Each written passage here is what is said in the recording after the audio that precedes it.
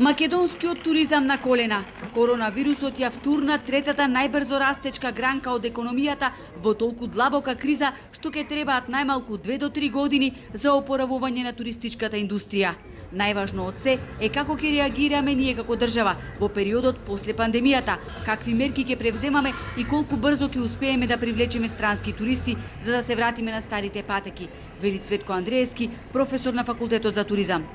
Очекувам, додава тој, да се направи ревизија на субвенционирањето на странските туристи и да се направи нова стратегија за развој на туризмот, која што ќе ги земе во предвид сите недостатоци со кои се соочивме во целиот кризен период.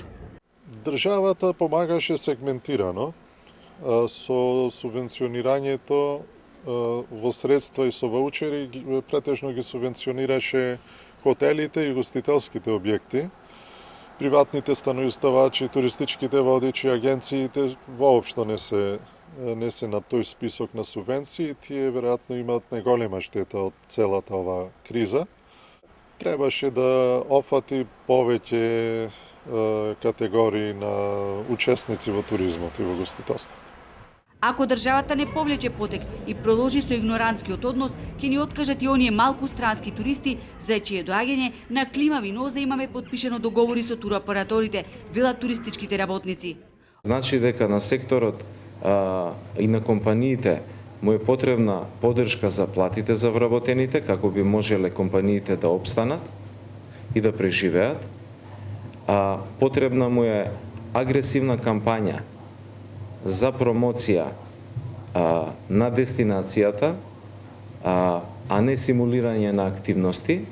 Од друга страна, многу е важно како ќе тежи имунизацијата на нашата држава, бидејќи од тоа ќе зависи дали Македонија ќе се најде на мапата на земји безбедни за патување. Заштитата на здравјето ќе биде многу важна. Ние драв верзијата за развој на туризмот во Охрид ја доставивме и таму еден од столбовите за развој на туризмот го ставивме здравството. Неприфаќањето на здравствените мерки директно е спротивставено на развојот на туризмот. Нам ни треба час поскоро масовна имунизација и прогласување на Охрид за безбедна туристичка дестинација во поглед на здравјето. Тоа би требало да биде истакнато на влизот во Охрид, а самите хотелско-гостителски објекти можеби би требало да имаат одредена сертификација за безбедност, ценат експертите по туризам.